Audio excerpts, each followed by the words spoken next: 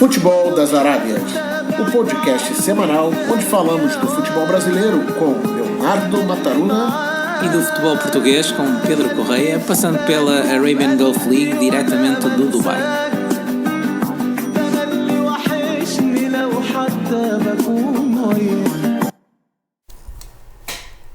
Bem-vindo ao episódio 12 do podcast semanal Futebol das Arábias. Eu sou o Pedro Correia e esta semana o Leonardo está de férias de Natal, por isso vamos ter um convidado especial que eu vou já apresentar em breve. Vamos mais uma vez abordar, como sempre, temas do futebol brasileiro, do futebol português e também da UAE Pro League dos Emirados Árabes Unidos. Lembrar uma vez mais, como sempre, que estamos disponíveis em várias aplicações de podcast e agora também na grelha de programação da Rádio Estádio, em radioestadio.pt para todo o mundo, desde Portugal. Podem enviar, como sempre, as nossas sugestões e comentários para futeboldasarabias@gmail.com. E o nosso convidado hoje é um convidado muito especial, é uma pessoa que eu particularmente admiro muito, uma pessoa que conheci através do futebol, mas é uma pessoa que eu admiro bastante. Chama-se Wellerson Ribeiro Dias, brasileiro, 47 anos, ex-goleiro e agora atualmente treinador de goleiros. Wellerson, bem-vindo. Antes de continuar com a tua apresentação, queria-te agradecer o facto de estares aqui hoje, dizer que é um grande prazer, é uma grande honra poder falar contigo.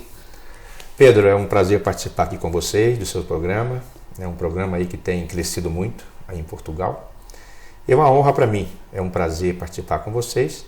Estamos aí para falar em muitas coisas, muitos detalhes sobre futebol brasileiro, minha carreira, sobre campeonato português, sobre o campeonato aqui da Liga dos Emirados Árabes. Mais uma vez é um prazer estar aqui com você. Sim, eu vou para quem nos ouve, portanto quem nos ouve no Brasil provavelmente alguns vão se lembrar de ti, quem nos ouve em Portugal eu vou fazer uma pequena apresentação. Portanto, como eu disse anteriormente, o Wellerson foi guarda-redes profissional de futebol no Brasil, jogou entre outras equipas no Sampaio Correia, no América do Rio de Janeiro, no Coritiba, no Olaria, no Juventude, no Ituano, no Americano e principalmente no Fluminense, onde foi companheiro de Renato Gaúcho, sim, também conhecido como Renato Portaluppi, treinador do Grêmio, e que é atual treinador do Grêmio de Porto Alegre, em que estiveste no famoso jogo dos 3-2 do gol de barriga do Renato Gaúcho no Maracanã. Conta-nos um bocadinho sobre isso. Sim, eu tive esse privilégio de estar com ele, junto com a equipe do Fluminense nesse ano de 95. Foi um ano muito especial para mim e para todos nessa época, porque o Fluminense estava 12 anos sem título, e era o centenário do Flamengo. Sim. Então foi uma final muito importante, onde o Renato foi protagonista, porque ele que fez os gols decisivos. E tem muitas histórias aí nesse time, Uma delas eu vou te contar rapidinho. Conta que queremos saber. Nós estávamos fazendo uma pré-temporada em Friburgo, interior do Rio, e eu era recém-subido da categorias amadoras, dos miúdos. E subi para o profissional, e o Renato foi contratado, ele estava na época com 35 anos mais ou menos.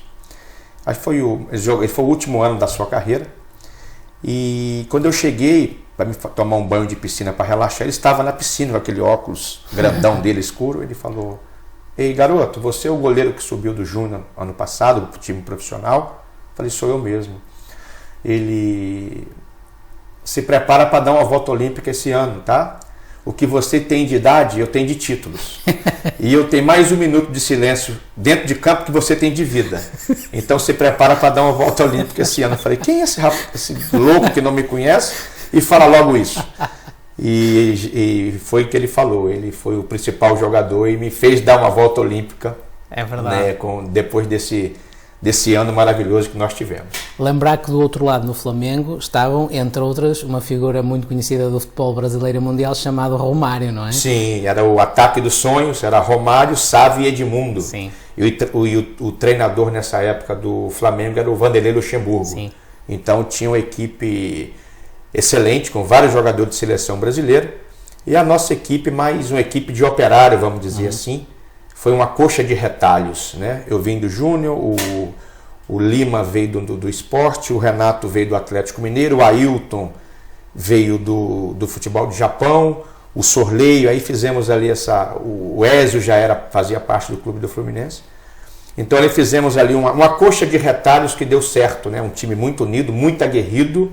Começou nessa época aí o time de guerreiros, E o treinador era o Joel Santana nessa época. Ah.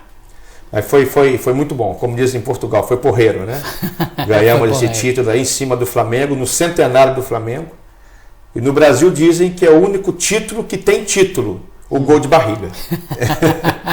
E é sempre um Fla-Flu que é sempre escaldante, não é? Sim, o Fla-Flu para mim é o clássico mais famoso do Brasil. É o clássico de muitas cores e é um clássico que geralmente tem muitos gols. É 4-3, é 3-2. Raros são o Fla-Flu que dá empate ou 1-1. Geralmente as duas equipes jogam para frente e tem vários gols. É muito emocionante sempre quando tem Fla-Flu. Ellerson, tu nasceste em Minas Gerais, em Carangola, mais propriamente. Apesar disso, tu apaixonaste pelo Fluminense, já me disseste isso, foi o clube que mais te marcou e é o clube do teu coração. O Fluminense é um clube histórico no Brasil e principalmente no Rio de Janeiro. É um clube que tem revelado muitos jogadores ao longo dos tempos, mas parece-me que nos últimos anos tem passado por alguns problemas. O que é que nos podes dizer um pouco sobre isso? Em relação à história do Fluminense, né, tem um dilema que diz lá na sede do clube: nós somos a história. Só um pouquinho da história, porque o Fluminense, o primeiro jogo da seleção brasileira oficial foi na Laranjeiras, no nosso campo. Então, é um clube mais aristocrata. Sim. Vamos falar no passado, por exemplo, dizem que o Pelé, em 60, 70, não entrou pela porta principal, teve que entrar pela porta dos fundos. Então, é uma equipe que tem muita aristocracia, muita educação. Como é que é educação? Por exemplo, a minha base como homem, o Fluminense ajudou a me educar. Como assim? Se eu pego alguma coisa para jogar no lixo e joguei no chão, o diretor vem e fala assim: ei, não é no chão que tem que jogar, você tem que jogar no lixo. Sim. Então, nessas partes de educação, de ser homem, de falar a verdade, ei, não minta para mim, fala o que aconteceu de verdade. Então isso ajuda, junto com a família, junto com a escola, a educar o homem. Eu acho que os clubes de futebol têm que ser isso. Sim. Não formar somente o jogador. Mas também o homem que está por trás do jogador. Justamente. O Fluminense, isso é como São Paulo agora. Aconteceu uma situação de um goleiro, que eu não vou falar o nome, que se saiu mundialmente, que agrediu a esposa numa férias em Orlando. E o São Paulo averigou o caso e demitiu esse atleta, porque o São Paulo soltou uma nota que ele priva pelo homem e o caráter dentro de campo e fora do campo, durante todos os seus 90 anos. Isso é prioridade. E o São Paulo, por causa dessa decisão, o demitiu esse atleta. O Fluminense é mais ou menos dentro dessa linha. Dentro dessa linha. De educar o homem. Eu acho isso correto também. E voltando ao lado administrativo, o presidente do Fluminense atual é meu amigo particular, chamado Mário Bittencourt. Segundo ele, eu estou dentro dos seus 30 melhores amigos, né, na lista de amizade dele. O Fluminense hoje está passando uma crise terrível financeiramente. Ele está tentando colocar o trem no trilho novamente. Então tem que diminuir o gasto, não tem que pagar bônus ao atleta. O que ele fala, ele cumpre. Olha, eu só posso pagar 500 euros de bônus. É 500 euros, não vai prometer 10 mil se você não tem condições. Sim. Mas é um momento difícil porque o Fluminense no passado ganhou vários títulos e tinha um patrocinador master que era a Unimed, um plano de saúde, e esse plano saiu. Então o Fluminense nessa época não era um clube, era um time. Então o clube, quando eu falo clube, você tem que estar estruturado em todos os aspectos. Financeiro, técnico, tático, físico, em tudo, social. Então o Fluminense agora está dando, pouco a pouco, dando passos em relação a isso, mobilizando a torcida, porque hoje um clube sem a afição, sem a torcida, não ser contribuinte mensalmente como sócio-torcedor, é muito difícil sobreviver, entendeu? Como o Flamengo fez, vamos pegar exemplos bons do Flamengo, é que os clubes brasileiros estão tentando fazer a gestão do Flamengo. O Flamengo não foi campeão agora. O Flamengo colher esses frutos, começaram a plantar em 2013 com Bandeira de Melo. Todo mundo fala muito pouco desse homem. Foi um excelente presidente que ele começou a virar a página do Flamengo para um clube sério. O Flamengo sempre foi grande, sempre vai ser grande, como o Fluminense, como todos os clubes. Mas não estava organizado. Não estava organizado. Ele, o que eu vou fazer? Eu não prometo títulos, eu prometo organizar o clube e pagar todas as dívidas. Foi o que ele fez. Ele começou a plantar, organizou o clube, pagou todas as dívidas, mobilizou o departamento de marketing para atingir. O Flamengo tem 30 milhões de torcedor. É muito torcedor. É muito torcedor. São quantos milhões tem em Portugal? Tem 10 milhões, são Então, 3 vezes a população Se portuguesa. você mobiliza 10 milhões a dar 100 euros por mês, quanto? É uma fortuna. É uma fortuna. Então a máquina de fazer dinheiro. Ele mobilizou, trabalhou bem a base, né? Vendeu vários jogadores para a Europa, como o Paquetá foi para o Milan, o Vinícius Júnior para o Real Madrid, o outro jogador lá foi para o Milan, foi para outro clube da Europa. Então fez dinheiro e fez caixa junto com a torcida, junto com o dinheiro que entra de ticket, do dinheiro que entra da torcida, dinheiro que entra da televisão, e fez uma potência. Então aí, agora no final, o Bandeira saiu, entrou uma outra gestão, mas com o clube já com o carro, com o trem já nos trilhos. Aí fica muito mais fácil de conduzir o clube. Tiveram a felicidade de trazer o Jorge Jesus, junto com o seu staff, que para mim para o Brasil foi excelente, que fez um shake, vamos falar no inglês, né? Um shake, sacudiu os treinadores. Por que o europeu veio? Por que dá moral para o europeu? E para mim foi excelente para tirar os treinadores da zona de conforto. Sim. Porque creio que nós, como eu me incluo também, né? Que eu sou brasileiro, e porque nós temos 5 estrelas de campeão do mundo, nós não precisamos mais evoluir, não precisamos mais estudar, não, futebol. Era essa a ideia que passava, justamente, não é? justamente. Sim. Então, foi legal essa vinda do Jorge Jesus para o futebol brasileiro.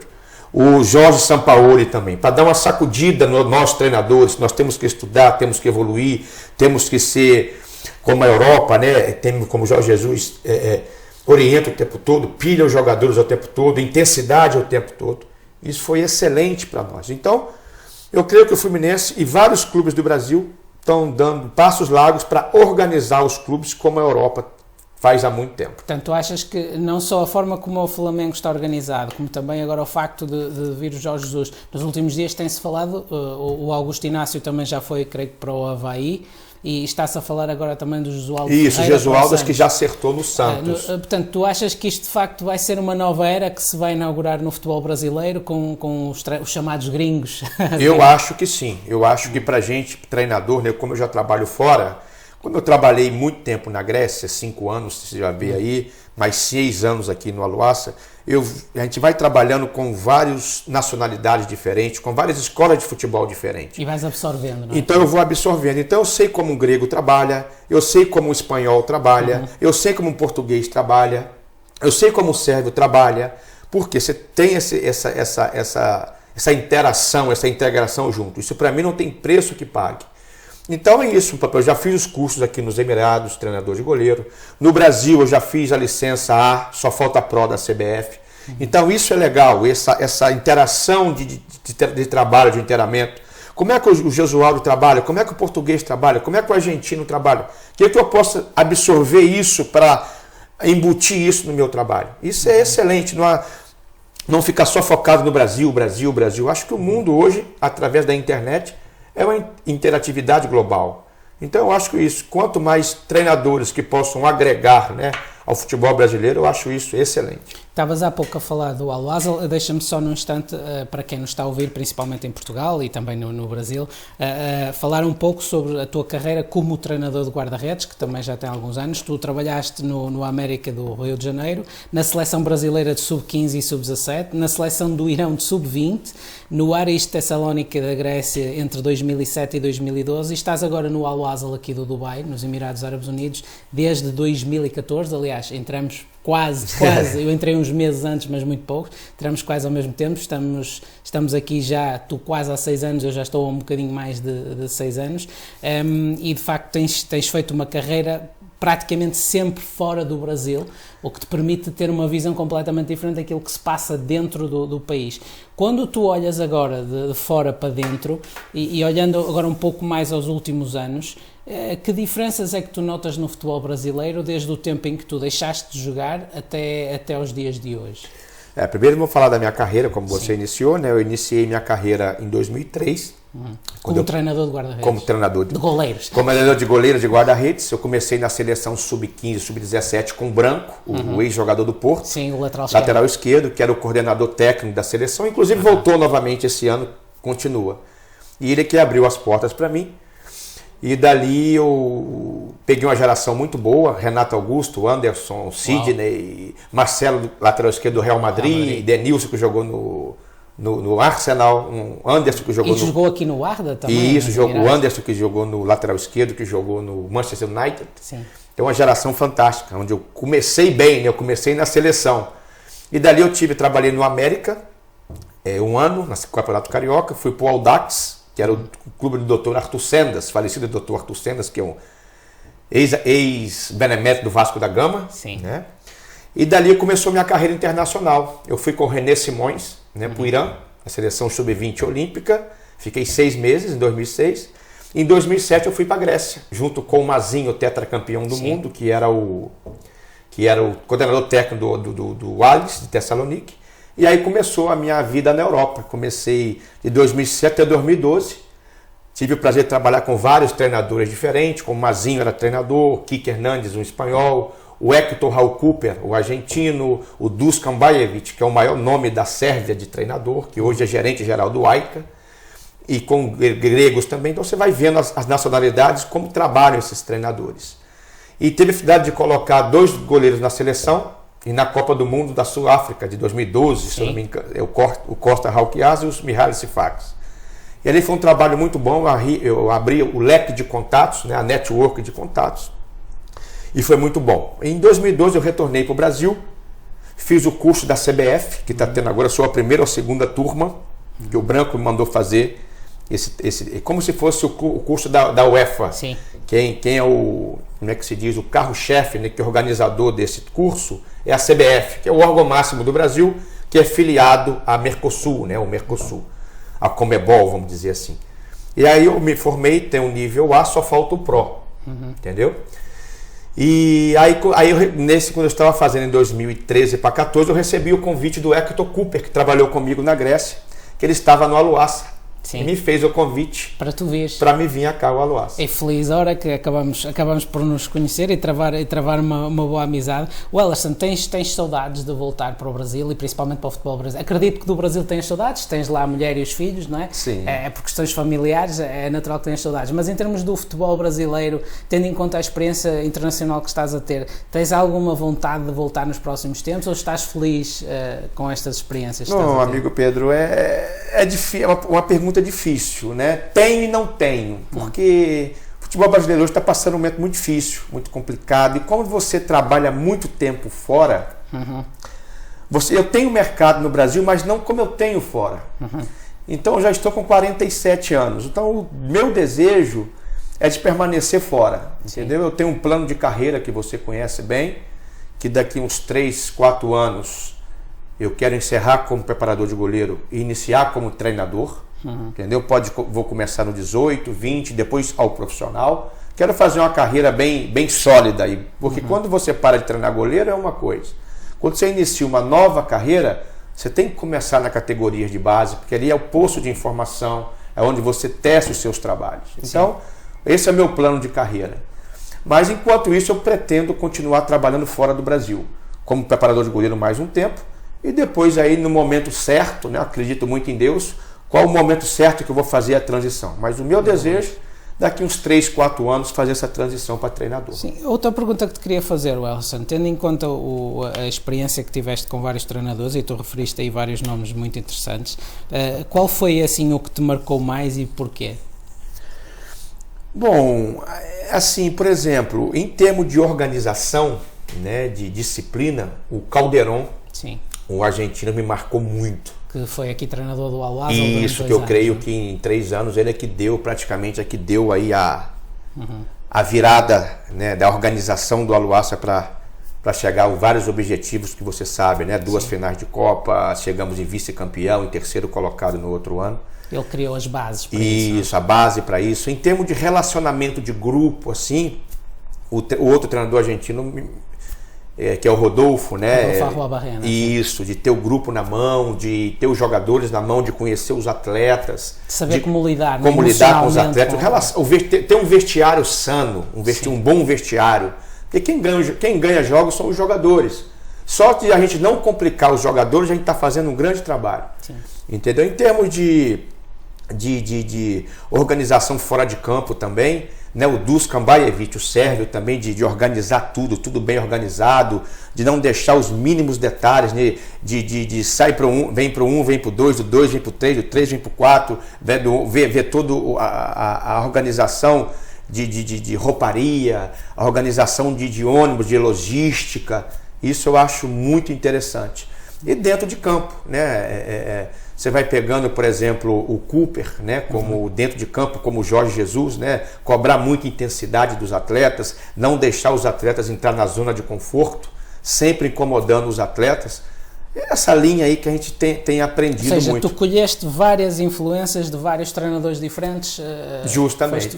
E tem anotado no meu caderninho para quando você vai pegando algumas coisas. Registro, claro. Por exemplo, o Cooper. O Cooper falava assim: o Ellerson, toda equipe de futebol, ele tem que ter já coordenado os jogadores entendidos, tem que ter 5 situações que já saem naturalmente dentro da sua equipe, 5 mecânicos que já saem dentro do jogo. O que eu lembro dele? Chegou da linha de fundo, corta o lateral direito,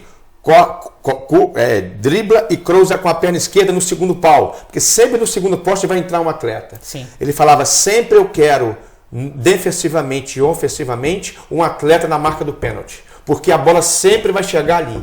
Defensivamente e ofensivamente tem que ter um atleta ali. Então você vai vendo que são coisas que vai acontecendo naturalmente.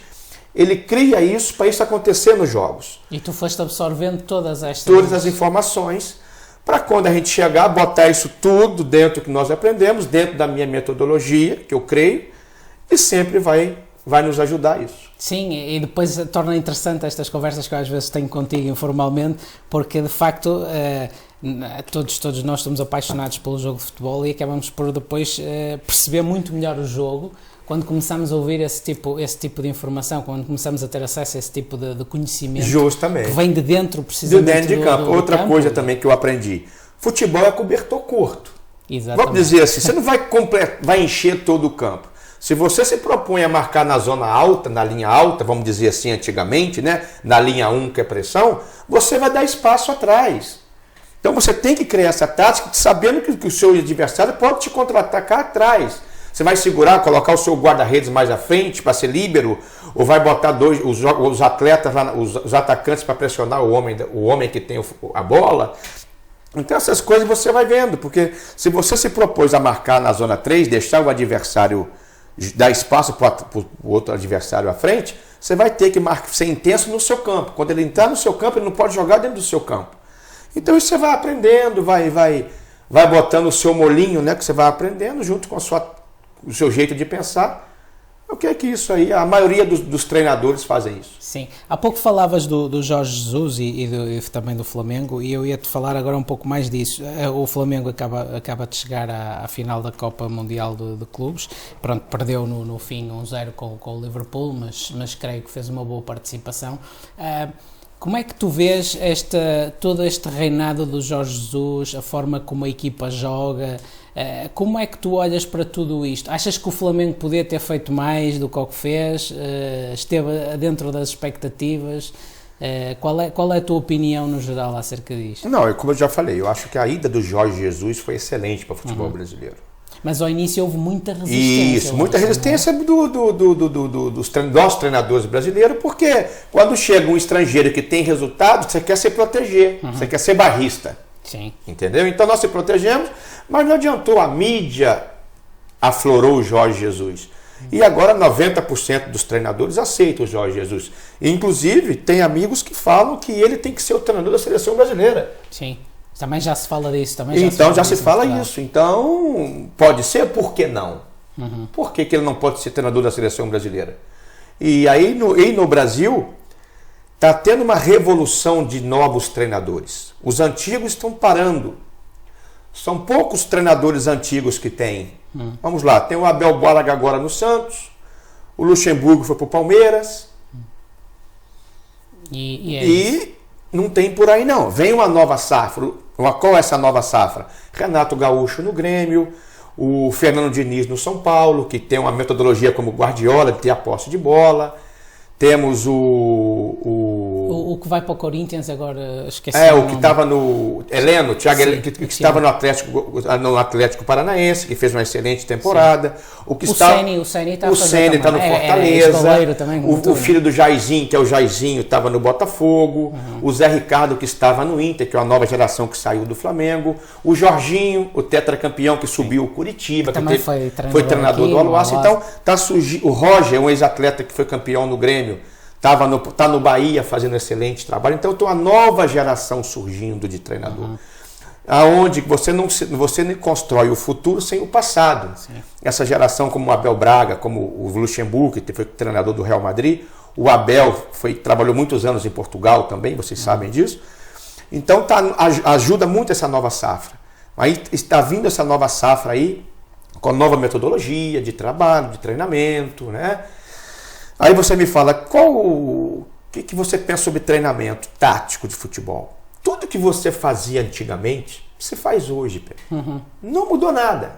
Eu falo assim, de esquema, de tática, 4-3-3, 4-2-2, mudou. A linguagem é diferente. A linguagem, a termologia é diferente. Vamos falar assim, o Joel na minha época falava assim, quebra a bola, dá a bola no Ailton, que é o nosso refúgio. O que quer dizer hoje da termologia nova? É tirar a bola da zona de pressão.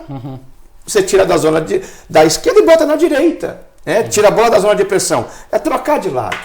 Antigamente falava-se em olheiros. Hoje chama-se captador de talentos. Tem área de captação. Na nossa época é olheiro. Vamos falar na parte física. Se você vê em 70, você vê o Pelé fazendo agachamento em 70 com parreira como preparador físico. Hoje se faz agachamento. Antigamente você vê, antigamente subia a escadaria, né? A arquibancada saltando de baixo para cima, que dizem que arrebentava com o joelho. Sim. Hoje introduz um pouco de crossfit no futebol. Você faz salto em cima de um caixote de 1 metro. Isso é o quê? É o que fazia antigamente. Só que hoje são métodos diferentes. São tempos diferentes, mais intenso, menos repetição. Sim. Por exemplo, tem outras ferramentas. Tem outras ferramentas. Então, mudou essa situação. Por exemplo, hoje tem muito a parte de vídeo, né? de comunicação, de você ter um atleta, vou contratar um atleta. Então, o pessoal que trabalha na captação vê quantos jogos esse atleta tem. Até na parte técnica e tática mesmo, você vê vídeo de adversário, se ele falta ofensiva, falta defensiva, onde ele ataca mais pela direita, se ataca mais pela esquerda. Então, são ferramentas que ajudou muito o futebol a evoluir e a sua área também, que você sabe muito bem, de marketing. Hoje em dia, o clube que não tem marketing dos seus atletas para expor a sua marca mundialmente, é muito importante. Sim. Em relação ao Flamengo, em relação ao Jorge Jesus, foi excelente o futebol brasileiro. Que venha mais treinadores estrangeiros para agregar o nosso futebol a nós treinadores. E em relação ao Flamengo no Mundial, eu achei que o Flamengo nos representou bem. Porque não é fácil você jogar com o Liverpool, o atual campeão da Europa, jogar de igual para igual. Foi excelente, muito bem. Eu só eu falar assim, eu achei que o Flamengo, em termos de parte física, no final do primeiro tempo, assim... Quebrou um bocadinho. Quebrou um pouquinho. O Gabriel Jesus, o Gabigol, sentiu um pouco o posterior. O Arrascaeta foi substituído. Então, porque o Jesus deve ter sentido que ele não estava bem fisicamente, porque o jogo estava muito intenso. Então, mas em geral, representou bem. Eu creio que 30 milhões de torcedores estão satisfeitos porque honraram a camisa do Flamengo. 30 mais uns quantos milhões em Portugal que estavam a apoiar também. Justamente, honraram a camisa do Flamengo e foi 50-50, jogaram de igual para igual, o Flamengo teve chance de fazer gol, foi intenso no jogo. Então eu creio que a torcida está feliz. Não foi um jogo que foi só o Liverpool que jogou. Como eu vi aqui, Grêmio e Real Madrid, afinal, só teve um time que jogou. Sim. O Grêmio não jogou esse jogo. O Real Madrid não apertou. Deu a massa. O Real Madrid jogou de acordo com o adversário. Se não me forçou muito, também vou jogar, vou jogar o gasto para ganhar o jogo. Sim. Claro que o Grêmio também não tinha os mesmos atletas que tem o Flamengo. Que o Flamengo hoje tem também uma seleção Né? Se você vê o Diego Alves foi goleiro do Valência por muitos anos, Rafinha foi multicampeão pelo Bayern de Munique, Filipe Luís, multicampeão pelo Atlético de Madrid, Gabigol, Bruno Henrique, então eles, Everton Ribeiro, nos Emirados, então é um time que tem muitos atletas de seleção. Então, para mim foi um jogo bom, um jogo que onde botou o futebol brasileiro. Claro que eu como brasileiro queria que o Flamengo fosse campeão, que é bom pra gente. Mas ficou em boas mãos, porque o Liverpool é o atual campeão da Europa, em termos de investimento financeiro, em todos os aspectos. Ainda assim está no outro patamar. Já está em outro patamar. Mas o Brasil, pouco a pouco, como a Alemanha. A Alemanha ficou 24 anos se organizando para ganhar um título. Creio que o Brasil está no caminho para fazer a mesma coisa. Falando agora um bocadinho de Portugal, só para quem nos ouve dar um bocadinho daquilo que foram os últimos dias em Portugal. Portanto, tivemos Taça da Liga, temos já os semifinalistas da Taça da Liga conhecidos, vai ser Braga contra o Sporting a 21 de janeiro às 19h45 de Portugal, e Vitória de Guimarães com o Porto no dia 22 de janeiro, também às 19h45 de Portugal.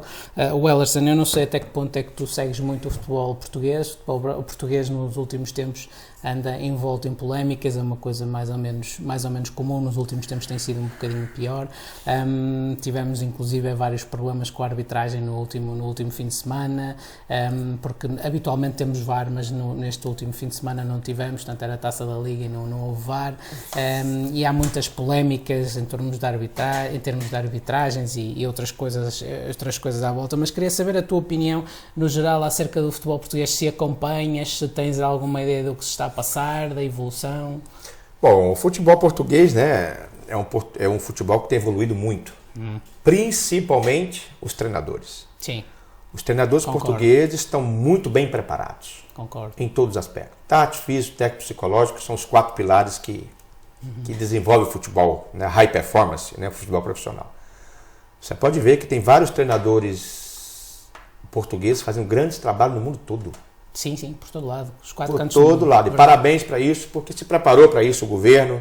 Tem a Universidade do Porto, acho que é uma das maiores centros de excelência de futebol. A faculdade de Esporte do Porto, é verdade. Então você vê aí periodização tática, né, com Frade, com Mourinho. Tive também, quando eu fiz o curso da CBF, eu fiz esqueci o nome, José Guilherme, que é dessa mesma linha. Faz também parte da faculdade. Me ensinou muito, me ajudou muito. Também. Em que aspecto? O que eu tirei da periodização tática?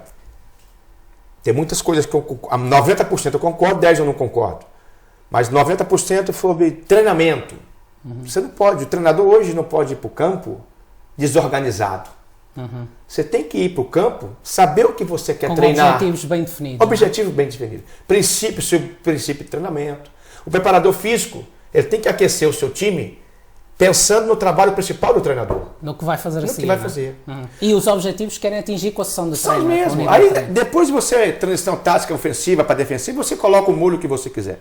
Mas o que me ajudou muito a organizar o meu treino, até como treinador de guarda-redes, não só como no campo. O que eu quero trabalhar hoje? Qual é o meu objetivo hoje? Sim, até porque, por exemplo, o teu guarda-redes pode ter que estar muito fora da baliza e aí vai ter que ter um posicionamento tático e de jogo de pés diferente de um guarda-redes que vai ter que estar o jogo todo debaixo da baliza porque a equipa está mais recuada, por exemplo. Justamente. Então, me ajudou muito. Hoje em dia, por exemplo, na minha época, quando eu jogava, o treinador precisava de 15 dias para fazer o primeiro treino tático. Hoje em dia, num camping, numa pré-temporada, no primeiro treino... Estava sempre com cargas físicas até. Você já pode fazer um treinamento físico, tático, técnico, tático, só com a equipe que você vai estar pensando em jogar e com o mesmo esquema que você quer jogar com essa equipe. Então isso, a periodização tática, a organização de treino, o que você vai fazer no campo, aí o preparador físico organiza o treino, o preparador de goleiro, de guarda-redes organiza o seu treino, o treinador organiza o seu treino. Então, a coisa fica muito casada. Sim. Então, isso foi excelente. Isso começou com o Mourinho. Você prova que... Eu falei, em 2006, na Grécia, teve um treinador espanhol que já fazia periodização tática. Isso já vem sendo estudado há muito tempo, né? E, inclusive, eu não sei se isso é verdade ou não, para fazer esses pequenos jogos... Diz que teve alguns estudiosos do Vitor Frade que foi em Brasil viu como fazia os jogos de ruas do Brasil, de futebol de rua. Botava 2 chinelinhos, fazia 4 contra 4, 3 contra 3, 1 contra 1, e colocaram regras em cima desses jogos. Sim. E aí que trouxe esses pequenos jogos de rua para dentro do profissionalismo. É o que faz muito hoje. Então isso é uma coisa excelente. Olha que o português já estava pensando nisso há muito à frente. Sim, nós temos um pouco, eu acho que isso é até pessoal, vai muito além do futebol, nós temos essa capacidade de nos adaptarmos. O brasileiro também tem essa capacidade de chegarmos a qualquer lado e nos adaptarmos e de alguma forma arranjarmos uma forma de trabalhar. Mesmo com o material que tem. Se não tem dinheiro, nós vamos criar com o que temos. Então isso é excelente. A gente já sai na frente em relação a isso. Em relação ao futebol dentro de campo, eu tenho acompanhado com o meu sogro, né, o senhor Alcebiades. Ele é da família lá mora em Helvas, no norte. Uma vilinha que tem 110 pessoas. Perto da Régua, não é? Perto da Régua, que é a cidade mais reta de Portugal. É verdade, né? É a Régua. Comi muita enguia assada lá. E benfiquista, que o Benfica está liderando o campeonato português. Atualmente luta pelo bicampeonato, né? E essas situações aí da arbitragem, né, que é meio complicada, mas é bom acontecer isso para vir uma nova geração também de árbitros, essa situação. E tem aí as quartas de final da Taça da Liga. Essas meias. Essas meias aí, que joga quem que você falou? É o Braga com o Sporting, primeiro, e depois o Vitória de Guimarães com o Porto. São 4 equipes que têm tradição. Sim, né? Só ficou de fora, pronto, o Benfica neste caso, mas está o Vitória de Guimarães, que também é um clube. É um clube que tem tradição e está tudo em aberto. Sim, né? sim. Tem que pode se passar, porque a campeonato local é uma coisa, taça é outra coisa completamente diferente. É outra competição, é outra motivação. São 3 ou 4 jogos para chegar à final, ou 5 jogos, você sabe disso. Mas o campeonato português tem evoluído muito, e de treinador dentro de campo, e também atletas, né, que estão fazendo sucesso. Uma fase aqui há uns anos, há 20 anos atrás, que e o Jorge Jesus, a dada altura, por causa da pressão que estava a sofrer, do facto de dizerem que dos treinadores estrangeiros e do facto de ele ser estrangeiro, ele disse, bem, nós a dada altura em Portugal, totalmente ao contrário da realidade hoje em dia, nós tínhamos muitos treinadores estrangeiros e na primeira divisão tínhamos só alguns portugueses. Hoje em dia temos só um ou outro estrangeiro e o resto são tudo portugueses. E ele falava disso, e como isso nos ajudou naquela altura, e tu disseste isso há pouco em relação ao futebol brasileiro, como isso nos ajudou a evoluir. Fez um chique também em Portugal. Não era só brasileiros, nós tínhamos suecos, nós tínhamos treinadores de todo lado a virem para treinar em Portugal, e aquilo de facto, na altura talvez nós nem nos apercebemos tanto, mas aquilo ajudou-nos muito. Nós tivemos treinadores como o Sven-Göran Eriksson, por exemplo, que foi um dos treinadores que quando eu era miúdo, que me lembro de ter Eriksson, assim, eu recordo também quando eu tive no Gondomar em 2003, um também, um espanhol que tinha um bigode do Benfica, esqueci o nome dele. Do Benfica, o espanhol, eu lembro-me do Camacho e do Camacho. O Camacho depois foi treinador do Real Madrid. Isso. Também. Mas pronto, o futebol português passa agora um momento um pouco conturbado fora das 4 linhas. Queria te perguntar... Mas que é bom também passar problema para fora das 4 linhas para organizar depois. Sim, se a reação for boa, não é? Se as pessoas de alguma forma reagirem num sentido positivo, porque agora principalmente com esta questão do VAR, eu não gosto do VAR, não sou de todo fã do VAR, já o disse várias vezes. Eu também. Mas é uma questão que está a pôr a arbitragem ainda mais no centro das atenções, a meu ver erradamente, e está a criar muitas confusões e muitas polémicas, e de facto houveram decisões neste último fim de semana que são um pouco incompreensíveis e que, a meu ver, vão muito além das questões do VAR ou não VAR. São questões difíceis de entender, mas pronto, aconteceram.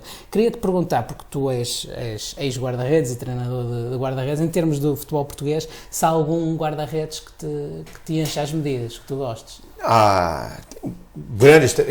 O Ricardo foi um grande guarda-redes. Sim.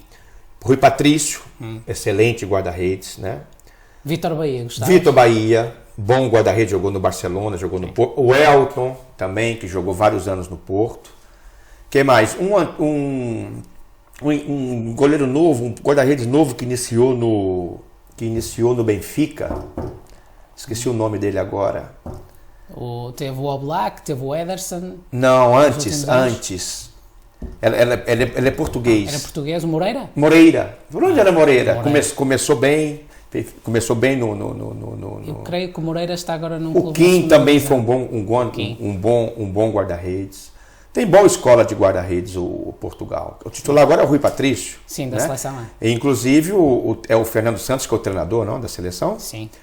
O Fernando foi meu rival no PAOK. Pois, no PAOK tu estavas no... E na minha época eu fumava na Grécia. Sim. E sempre quando terminava o derby, Ares, Fumavas Palco, então fumávamos juntos, Marlboro Light. Deixa eu ir pra lá que eu tenho que dar pra eleição agora. Eu acho que o filho dele trabalha numa grande empresa em São Paulo, no Brasil, e grande treinador, hein? Humano, amigo. Muito bem. Muito legal. Pronto, Ellerson, e tendo em conta que estamos a gravar este podcast do Dubai, nos Emirados Árabes Unidos, e é onde temos passado os últimos 6 anos da nossa vida, vamos falar um bocadinho daquilo que se tem passado aqui nos Emirados. Eu vou só dar os resultados da última ronda da Arabian Gulf League, da ronda 10, depois vamos falar um bocadinho se há aqui alguma coisa que te surpreendeu. Portanto, o Kalba 1, o Arda 2, Al-Ain 1, Dafra 2, Sharjah 1, Ajman 1, Hatta 1, Al Nassr 2, Fujairah 1, Banias 0, Corfacan 0, Shabab Al Ahly 2 e Al Wasl 0, Al Jazeera 4. Há assim algum resultado que te impressione mais, ou alguma equipa neste momento que te impressione mais?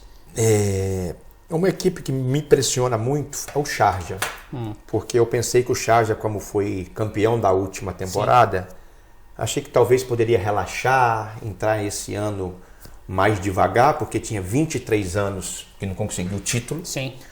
E me surpreendeu, logo no primeiro jogo da temporada foi campeão da Supercopa, que é o campeão da Liga com o campeão da Copa do Presidente, em cima do Ahly, e com 10-11, que foi o jogador expulso. Sim. E foram campeões nos pênaltis. E continua líder da competição. Sim. Claro, tem algum acidente de percurso. Claro. Empatou com a Ajman no último jogo, empatou com o Banias em casa no outro jogo. 3 jogos atrás, mas é líder do campeonato com 24 pontos, com 24 com a Shabab Ahly, um atrás com 20.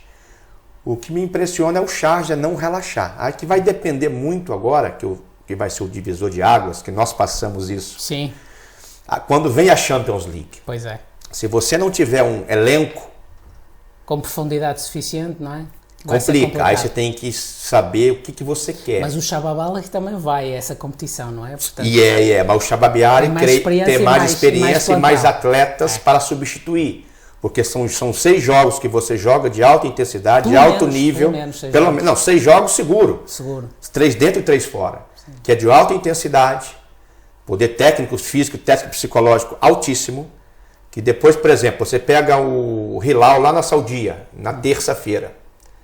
E no sábado você pega o Al-Ain na casa deles. Como fica isso? Desgaste? É uma pancada. É uma pancada. Então, aí vai ser o divisor de águas. Eu lembro um ano, há 3 anos atrás, que o Jazeera estava na competição da Champions League, ele foi o último campeão da President Cup, eu não lembro esse ano. O Jazeera deu prioridade à Liga e foi campeão da Liga. Ele só colocou os reservas para jogar a Champions, porque sabia que no ano seguinte estaria novamente. Então aí vai ser uma estratégia. Uma estratégia. Nestes teus 6 anos aqui na Arabian Gulf League, quais são as principais, as principais diferenças que notas, a principal evolução que tu notas, o que é que sobressai mais daquilo que tem sido a tua experiência em termos de evolução do futebol aqui nos Emirados? Bom, eu acho que evoluiu. Vamos supor, de 0 a 100, evoluiu 30%. Sim. O futebol dos Emirados tem que evoluir muito mais em todos os aspectos. Organização, fora de campo, organização dentro de campo, marketing, abranger as pessoas para chamar mais público para dentro, para o estádio. Então, nesses aspectos. Em dentro de campo, evoluiu, mas necessita evoluir mais. Sim. Na minha opinião. Também acredito nisso. Aí depende de quem está gerindo, né? Se investir, tiver uma mente aberta para investir nessa situação, tem tudo para ser uma potência, mais ainda que já é. Porque eu creio que aqui, eu acho que a segunda potência briga com o Catar. Acho que a primeira é a Arábia Saudita. Sim. Aí aqui briga com o Catar e a terceira é Kuwait, na minha opinião. E depois tem o Irão, mas o Irão já está um bocadinho mais fora. Estou falando da zona do Golfo, né? O Irã já são assim como é que se diz, já dependem mais do futebol, você vê vários iranianos jogando em vários países da Europa. Sim, na Alemanha. Na Alemanha. Então, porque são países que são mais sofridos, que nem tem muito dinheiro. Você tem que trabalhar mais, você tem que dedicar mais para conseguir as coisas. E depois também tem outras temperaturas, claro. tem outras coisas. Outras coisas. Deixa-me só ir à programação da próxima ronda. E só para complementar, um resultado que todos foi assim surpreendido foi o Dafra ganhar do Al-Ain. Sim. De 2-1 no campo do Al-Ain. E cai mais um treinador, não é? E saiu mais um treinador. Isso é também uma coisa que aqui acontece muito. Em Portugal também tínhamos uma fase, e este ano já tivemos alguns casos, mas tínhamos uma fase também que os treinadores eram demitidos a um ritmo vertiginoso. O Brasil, assim. No Brasil também um pouco assim. E aqui também, aqui teve uma fase em que as coisas pareciam que estavam a acalmar, aqui há 2 anos. E agora este ano isto tem sido... Constante. Tem sido uma desgraça. O Brasil me surpreende. O Brasil, assim... A dança de cadeiras é assim, 1, 2 jogos, não tem um mês de competição. Creio que vai evoluir nesse aspecto também, porque, poxa, tem que dar tempo para o treinador colocar a metodologia de trabalho, você pega uma metodologia antiga que não casa com a sua, então tem que ter tempo, mas não é fácil, a vida de treinador não é fácil. Vou então dar a programação para a próxima rodada da Arabian Gulf League. Vai ser na sexta e no sábado. Na sexta temos 2 jogos. Às 6 dos Emirados temos o Al Dafra com o Sharjah, e depois às 8h30 também na sexta o Ajman com o Rata, e depois no sábado vamos ter 5 jogos. Vamos ter às 6 horas o Banias com o Jazeera, também às 6 horas o Al Nassr com o Fujairah, depois vamos ter também o Khor Fakkan com o Al Wasl. Depois às 8h30 de sábado, hora dos Emirados, vamos ter o Shabab Ali com o Kalba e o Escaldante Al Wahda com o Al Ain em Abu Dhabi. Pronto, e vai ser isso a próxima rodada da Arabian Gulf League. Em termos da tabela, o primeiro é o Sharjah com 24, segundo o Shabab Ali com 23, terceiro o Jazeera com 20, quarto o Al Ain com 18 e quinto o Al Nassr com 17. O Ellerson, estamos no fim, agradecer a tua presença aqui, muito obrigado por teres estado aqui, teres partilhado connosco as tuas experiências e as tuas ideias sobre futebol. Fica já um convite para uma próxima oportunidade em breve. Valeu, obrigado aí pelo convite. E em relação à última rodada da Liga, em relação ao campeonato, eu acho que 3 equipes vão brigar pelo título. Acho que é o Sharjah, Shabab Ali e Jazeera. Okay. E o Al Ain por fora. E aí tem a Presidente Cup, né, que vai iniciar agora, aí está tudo em aberto. E mais uma vez aí é um prazer participar com vocês. E sempre que você me invitar novamente, fizer o convite, estarei com o maior prazer, adoro falar de futebol, da minha vida, do futebol português, futebol do mundo brasileiro. Foi muito agradável. E tomara que o Jesus aí seja treinador da seleção brasileira. Nós temos muitas vezes este tipo de conversas, só que desta vez foi gravada. Legal. Um abraço a todos aí, a grande terra aí da criadora do Brasil, Portugal. Abraço a todos. Foi assim o episódio 12 do podcast semanal Futebol das Arábias. Eu sou o Pedro Correia. Esta semana, como disse no início, o Leonardo Mataruna está em férias de Natal, voltará em breve, e assim nos despedimos. Eu e esta semana o Ellerson Ribeiro Dias, ex-guarda-redes e atual treinador de guarda-redes de futebol. Até à próxima semana. Estamos disponíveis mais uma vez em várias aplicações de podcast e também na grelha de programação da Rádio Estádio, em radioestadio.pt para todo o mundo. Podem enviar as suas sugestões e comentários para futeboldasarábias@gmail.com e até para a semana. Abraço, Pedro. Abraço. Futebol das Arábias, o podcast semanal onde falamos do futebol brasileiro com Leonardo Mataruna e do futebol português com Pedro Correia, passando pela Arabian Gulf League diretamente do Dubai. حتى بكون وياك